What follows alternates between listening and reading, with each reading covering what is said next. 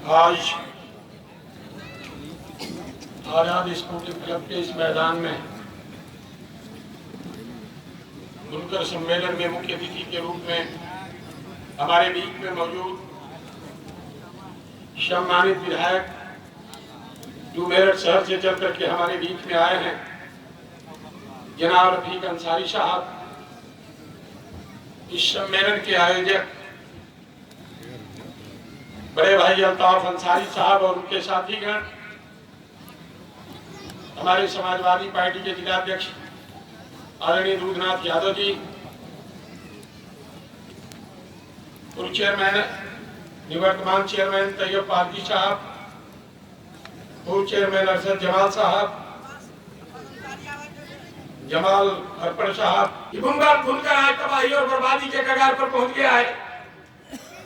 पूरा परिवार लगता है तो बड़े मुश्किल से वक्त की रोटी मिल पाती है। इसलिए हमारी सरकार से पुरजोर मांग है, ये बात सरकार से कही गई। यहाँ तो हम आवाम से बात कर रहे हैं, ये बातें सरकार से कही गई कि उत्तर प्रदेश के बुनकरों को फ्लैट रेट पर बिजली देना सुनिश्चित कराया गया है। माननीय मंत्री जी, आप इस सदन में मौजूद हैं, आप इस जिले के रहने वाले हैं। माननीय मुख्यमंत्री जी मौके पर नहीं हैं। इस बात पर माननीय मुख्यमंत्री से बात करके उस पुराने आदेश को आप लागू कराने का काम करें। साथियों, चुनाव चल रहा था, अल्ताफ अंसारी साहब हमारे चुनाव में गए, कई दिन इन्होंने समय दिया, कहा राजेंद्र भाई अपने रफीक अंसारी साहब को आमंत्रित करो।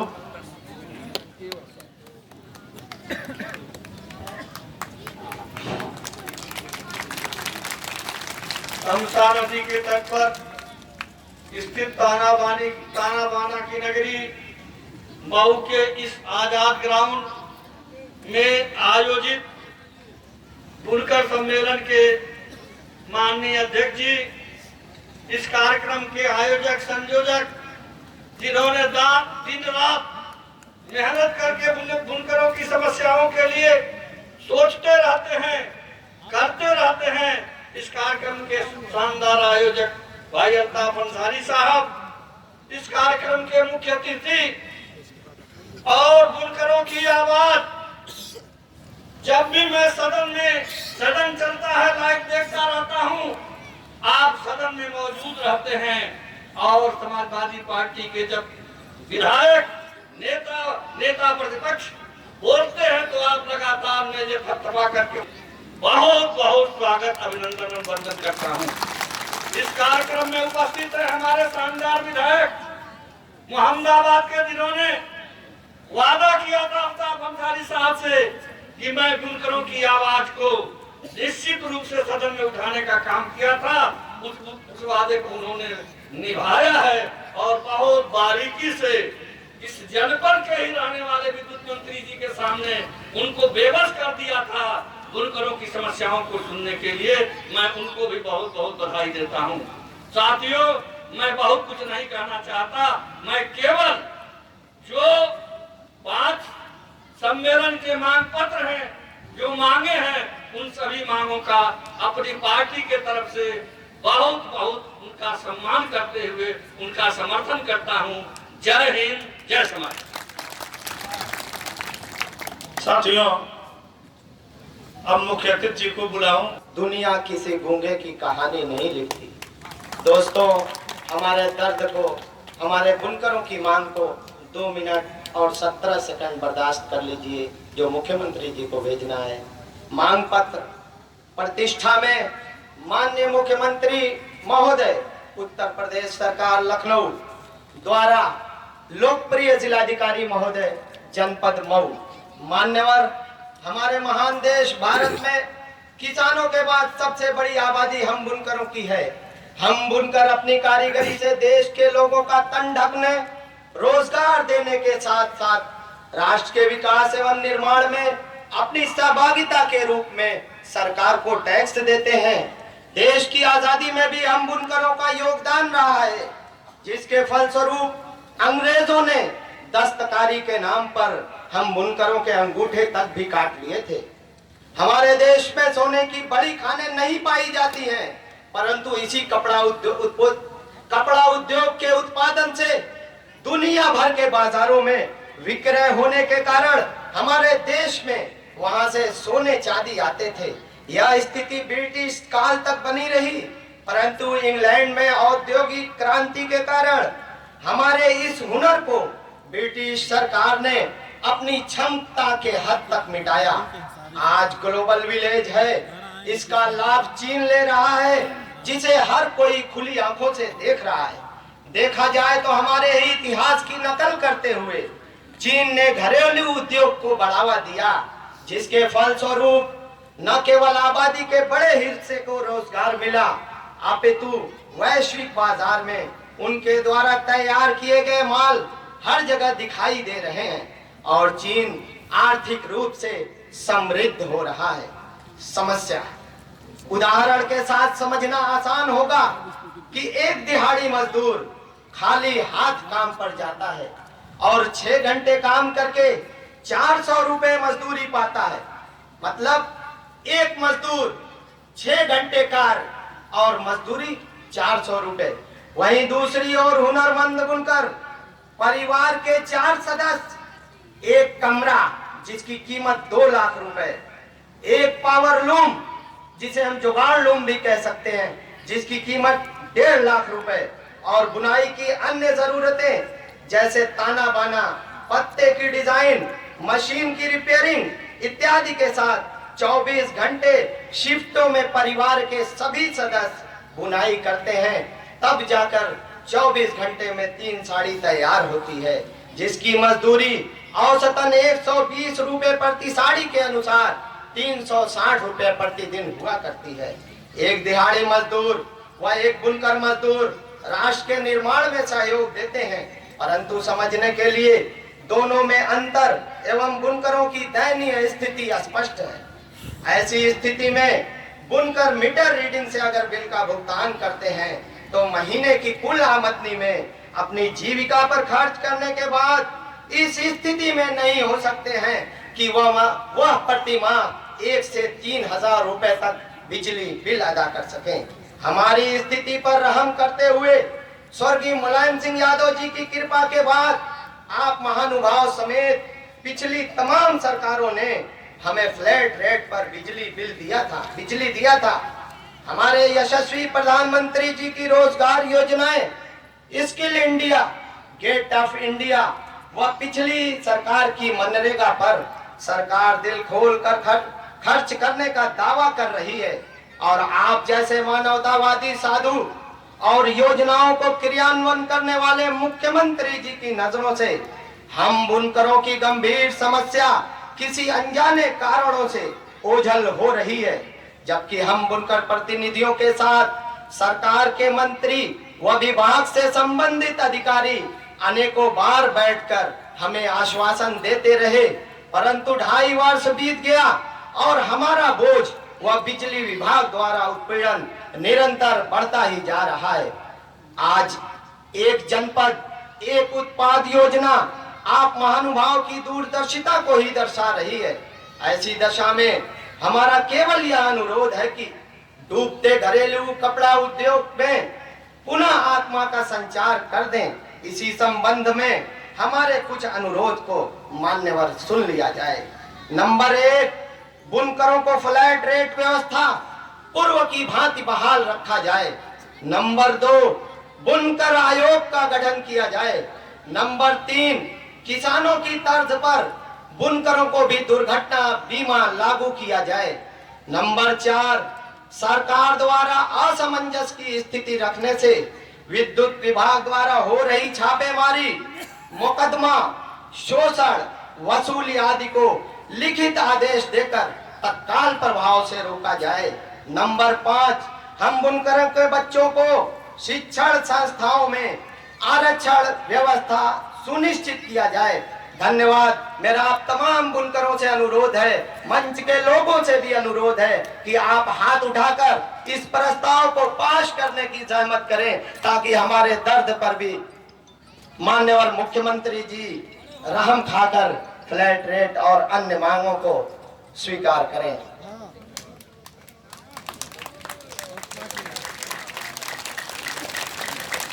मान्यवर अरशद जमाल साहब के प्रस्ताव को भी मीटिंग करके शामिल किया जाएगा, और किसी को कोई अगर असहमति हो तो वो भी अपनी चिट्ठी मंच पर भेज सकता है।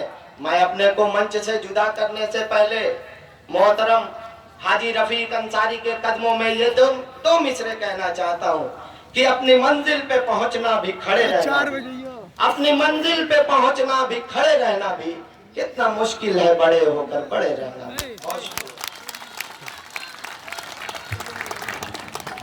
बहुत ऐतिहासिक प्रस्ताव भाई अल्तमस ने पढ़ा, मगर चेहरे पे सामन दिखाई दी है। इस बात को मुझे कहने में कोई गुरेज नहीं है। मगर साथियों, आप कब तक डरोगे? जो डरता है वही मरता है, जो डरता है वही मरता है, और जो लड़ता है वही जीता है। लड़ने की आदत डालो, मगर लड़ने के लिए मुत्तहिद होने की भी कोशिश करो। मुत्तहिद होने के लिए किसी अपना नुमाइंदा भी मजबूत करो। इस नाते नहीं कि किसी ने कोई जज्बाती बात कर दी और आप उसके पीछे कहीं लामबंद हो गए और 1 घंटे के बाद कहीं किसी का कोई अता पता नहीं चला। यह सम्मेलन बहुत सारे साथी समझ रहे हैं कि अल्ताफ अंसारी, रफीक अंसारी आए हैं, मुलायम सिंह यादव के बेटे अखिलेश यादव को कह के राज्यसभा में भिजवा देंगे। नहीं नहीं भाई नहीं, राज्यसभा मेरी जिंदगी नहीं है। एमएलए एमपी बनना मेरा नसीब नहीं है। मगर बनकर की मां की कोख से पैदा हो, तेरी दर्द को जो मैं जानता हूं वह शायद कोई दूसरा नहीं जान सकता है। इतनी मायूसी छापामारी के नाम पर, बिजली की केबल काटने के नाम पर, मुकदमे के नाम पर, अधिकारियों के उत्पीड़न के नाम पर, और लगातार निरंतर हमारे नेताओं से सरकार बात करती है, और बात कहां होती है? बंद कमरे में। तब मैंने आज यह बंद बनाया कि बनकर समाज को मैदान में ले चलूंगा। अब मऊ के इस कॉन्फ्रेंस से हो सकता है कि उत्तर प्रदेश के हर जनपदों में कॉन्फ्रेंस की शुरुआत हो जाए, ताकि हर राजनीतिक दल और उत्तर प्रदेश की सरकार और देश की सरकार हमारी तरफ ताकने लगे। क्या कह रहा है प्रधानमंत्री जी? क्या बोल रहे हैं भारत के प्रधानमंत्री जी? हम पसमानदा समाज को आगे बढ़ाना चाहते हैं। मैं पूछना चाहता हूं भारत के प्रधानमंत्री जी, आप इसी बनारस शहर से चुनाव जीत के जाते हो, जो मेरा पड़ोस का शहर है। उत्तर प्रदेश के मुख्यमंत्री जी, आप इसी गोरखपुर में रहते हो, मेरा पड़ोस का शहर है। आप दोनों बातों को जानना चाहिए कि हाँ, इस मऊ शहर का 99% बनकर पसमादा है, और वही पसमादा आज आपके बीच में बैठा है। किस तरह की लालीपाप देना चाहते हो? सिर्फ मंचों से भाषण देना चाहते हो और हमारे बीच में नफरत पैदा करना चाहते हो, यह नहीं चलेगा। इसलिए भाइयों, आज रफीक अंसारी साहब को मैंने बुलाया कि रफीक अंसारी साहब आपके लिए सदन से लेकर अधिकारियों तक, और मैंने अपनी आंखों से देखा है कि मुख्यमंत्री से जूझते हुए बड़ा बहादुर साथी है, बहुत नेक दिल इंसान। इन्होंने कहा कि अल्ताफ भाई, मैं क्यों मऊ आऊंगा? मेरा क्या मऊ से लेना? मुझे कोई मऊ की सियासत नहीं करना। मैंने कहा रफीक भाई, जब आप सदन में बोलते हो तो आपकी तरफ मेरे बुनकर समाज का बेटा निगाह लगा के ताकता। जब हम भाषण देने जाते हैं तो हम आपका नाम लेते हैं। मैं इस नाते आपको नहीं बुला रहा हूं कि आप नेता के रूप में आओगे, इस नाते बुला रहा हूं कि आप बुनकर के बेटे हो, अब बुनकर के बेटे की नगरी में, अब बुनकरों के शहर और ताना और बाना के शहर में मैं एक बार बुनकरों के हाथ से आपको ताली बजा के इतना सम्मान दिलाना चाहता हूँ कि जब सदन चले तब आप मुख्यमंत्री के गिरहबान तक पहुँचने की कोशिश करिए। मांगना हमारा काम है, देना उनका काम है। हम मायूस कौम नहीं हैं, हम मायूस इंसान नहीं हैं कि हम मान जाएंगे। हम मानेंगे भी नहीं मगर मारेंगे भी नहीं। ये किसने नारा दिया था? ये समाजवादियों का नारा, डॉक्टर राम मनोहर लोहिया का नारा। हम स्टेट के मैदान का होगा। कई साथी कह रहे थे कि परमिशन नहीं मिलेगा। मैं बुनकर भाइयों, तुम्हारे सम्मेलन के नाम पे थोड़ा बौना दिखाई दे रहा था। नहीं, इस सड़क के उस पार जब जाओगे तो जब आंदोलन के रास्ते पे हम निकलते हैं तो बड़ी बड़ी सरकारों के जो बैठे हुए कलेक्टर से लेके कप्तान तक, उनसे जब चाहते हैं अपना दो हाथ कर लेते हैं। आज तक कभी पीछे नहीं हटा। मगर अफसोस है कि जिस बस्ती में पला हो, जिस बस्ती में बड़ा हो, उसी बस्ती और उसी लोगों का एतमाद जीतने में कहीं न कहीं कोई कमी रह जाती है। इसलिए भाइयों, जजमेंट देना आपका काम है, संघर्ष के मैदान में जाना मेरा काम है। आप मेरे साथ कितना चलोगे ये आपके ऊपर तय है, मगर ये अगला तय है कि अगली जो रणनीति होगी वो कलेक्ट्रेट के मैदान की होगी। यही बात के साथ मैं अपने भाई रफीक अंसारी साहब को इस सम्मान से स्वागत करते हुए, खैर मकदम करते हुए कि मेरी छोटी सी नोटिस पर आपने इतनी तकलीफ उठा के हमारे बीच आए, मैं आपका खैर मकदम स्वागत करते हुए आपको आमंत्रित करना चाहता हूँ। भाई रफीक अंसारी, जोरदार ताली, जोरदार ताली। अभी ताली में दम नहीं दम है। एक बार रुक जाओ, जरा हाथ उठा के नारा बोलो। बाखुदा कह रहा हूं कि 5 तारीख से लगातार आपके बीच में घुमाओ, एक बार नारा लगाओ। मगर कोई हाथ अगर नीचे रहेगा तो हम लोग समझेंगे कि हम बुनकरों की लड़ाई में आप शामिल होने नहीं आए हैं, सिर्फ मनोरंजन करने आए हैं। बुनकर